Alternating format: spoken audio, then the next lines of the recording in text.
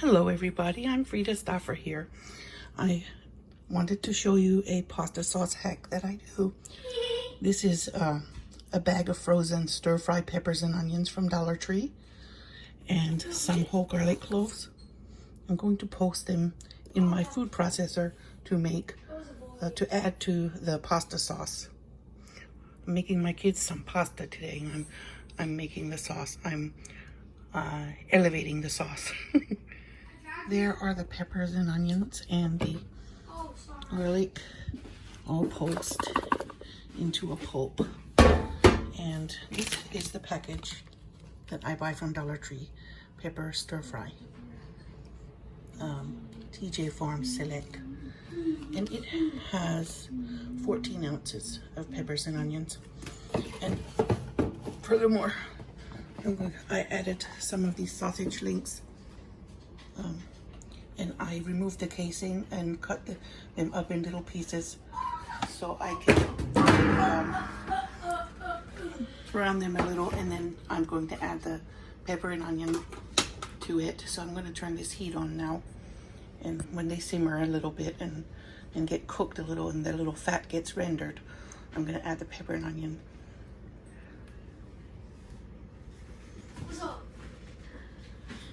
After the pepper and onion is sauteed together with the sausage, I'll add this marinara.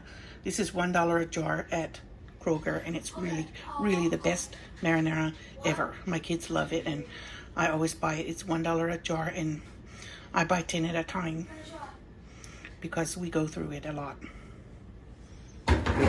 Notice that the sausage is halal. I bought it from the Mediterranean market on Park Avenue here in Memphis, Tennessee. And they always have it. It's expensive. It has 16 links usually, and it's $16.19. But I use it to as a seasoning for sauces, especially pasta sauce. And we don't sit down and eat links, but I add it for flavor in the sauce. The sausage is cooked, and the pepper and onion pulp is added. Now I'm going to add some oregano. We always add oregano. I add it to almost everything because we like it. Especially the kids, if I'm cooking for the kids. Not really for my husband so much. When I cook for the kids, I add oregano. Okay. So this is a hack in which you can make a simple marinara into a gourmet pasta sauce. At least I think it tastes gourmet. But that expensive sausage makes all the difference. And it's pretty spicy sausage, so it's peppery. So it's really a very good source of flavor for the pasta sauce. Now I'm going to let it simmer. When the pulp kind of evaporates, then I'll be adding the marinara to it. I'm gonna let those flavors. It smells amazing. You know, the garlic is in there, the peppers, the onions, the oregano, the sausage. So there it goes. There it is, simmering away. Now I want to show you this other hack I do. This is really helped me out over the years. This is a slow cooker. It's a cake pan size Crockpot, 9x13. I believe I got it at Walmart several years ago. So I put my plain macaronis in here. Just turned it on now. And instead of going through the process of boiling and draining and maybe getting it right and maybe not, this is what I do. This is organic vegetable broth, low sodium, and I will just cover the macaroni, and I'm going to stir it every now and then, so it doesn't stick together. There's no boiling and draining involved here. So I'm going to cover it and let it sort of poach in there. And then when it gets partially cooked. And I see that it's not sticking together, which it won't after I give it a stir every now and then. It won't stick together. Then I'll add the pasta sauce. And after I add the pasta sauce, I'll layer cheese on top of it. So that will be the kids' entree today. And the extra vegetables from the peppers and onions and the marinara, it's a no-fuss way to get them to eat vegetables. See, it's still cooking. It's still simmering. There's too much liquid, and I'm going to wait till the liquid is all evaporated before I add the marinara. That means that the flavor of the vegetables and the sausage has married and intensified, and the oregano has really gotten in there and gotten it all delicious. Oh, a delicious sauce. This is the base of the sauce. You know, add the tomato in a minute, the marinara. So the liquid is pretty much evaporated now. It doesn't have any broth left in there. It's all disappeared mostly. So now I'm ready for the marinara going in.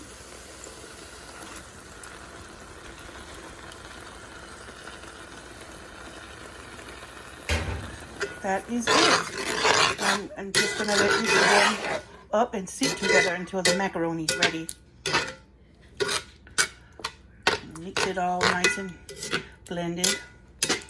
And that's it. That will be it. So good. Okay, I decided to add one more step. I put about a cup of water in this, and I shook it to get all the last marinara out. And if I add it to that, I'll get all the tomato flavor. And the extra liquid is not going to do any harm at all of the water. I will let it simmer a little bit longer, and then it will be done and perfect. It's perfectly flavored. The flavor is on point. It's a never fail recipe. You can't fail with this. It's so easy and delicious. I never failed. But anyway, I'm going to check this pasta and see if it's warming up yet at all. One time I made a mistake and I kept coming to check it and I'd forgotten to plug it in. Make sure I'm not repeating that mistake. Yeah, it's warming, and I want to make sure they're not sticking together, but they're going to poach nicely and evenly in here with that vegetable broth. And it's no trouble. It's not like I have to boil and drain and all that stuff. So I'm just going to let it sit in there, and in about a half an hour I'll come and stir it again and check it. I've turned the heat off on this, and this is just simmering here from the remaining temperature of the iron skillet.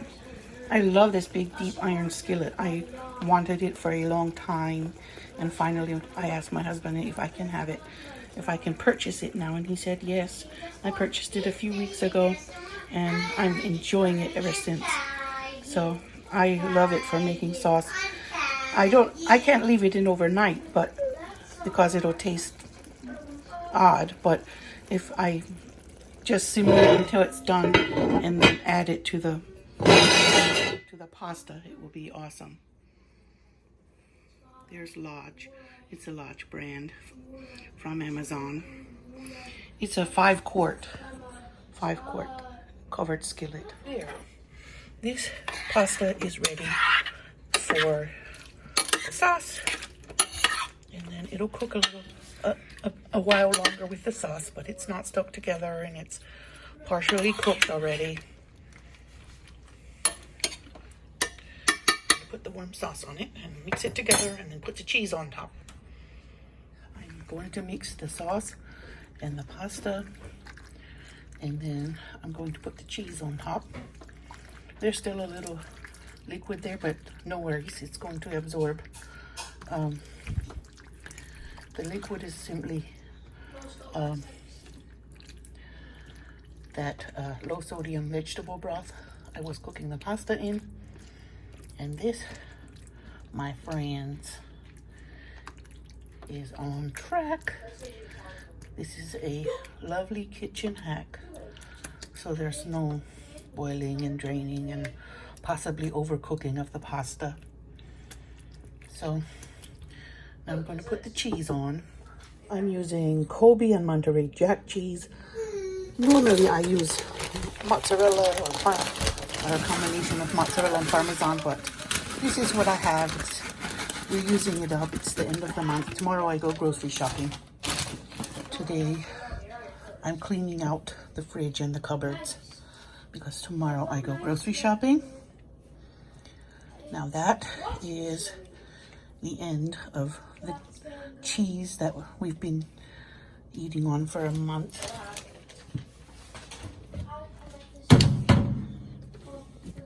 So that will continue to cook and the cheese will get melty. Yep, it's all melty and almost done. So I'm just going to leave it here and it'll be the kids' lunch. I think they're going to like it. It smells good. Very, very good, like pizza or lasagna. There it is. The kids have already gotten into it. Yummy. You like it? So delicious.